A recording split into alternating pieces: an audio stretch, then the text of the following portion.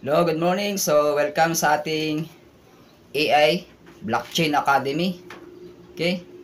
So, yung gustong mag-enroll until May 15 na lang yung ating enrollment fee. So, magtataas ng ating enrollment after May 15. Okay? So, ano ba tong blockchain? Okay, marami nagtatanong. Okay? So, ang blockchain ay isang technology. So, ito ay ginagamit upang mag-record at mag-verify ng mga transaction sa isang network. So, sa Tagalog, ito yung tinatawag na parang kadena, block kadena. So, nagdudugtong-dugtong yung kanyang blockchain network. Okay? So, halimbawa ng blockchain yan, Bitcoin, Ethereum, yan yung mga top cryptocurrency. At iba pang cryptocurrency tulad ng Binance, ADA, etc. So, yung kanyang Bitcoin, yung blockchain, nakatransaction yan sa isang wallet. Papunta sa isang wallet mo. So, yun yung blockchain. Okay? Nakakadena yan. Okay? Parang Gcash to Gcash lang. Magtatransfer ka ng wallet to wallet. So, instant. Ayan, halimbawa, Binance to CoinsPH. Ayan. Binance to Gcash. Ayan.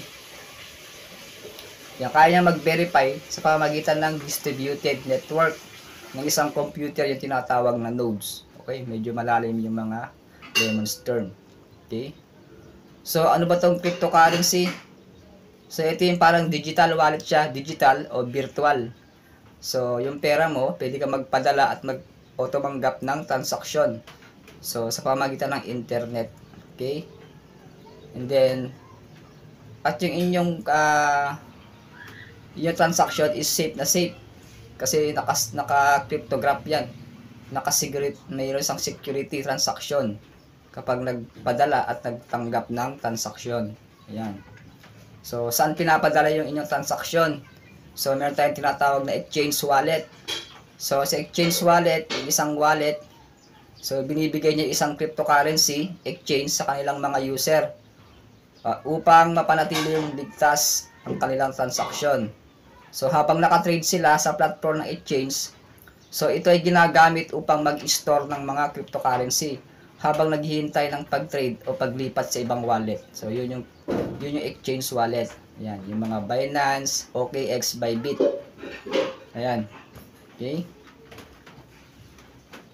So yan yung mga transaction ng blockchain.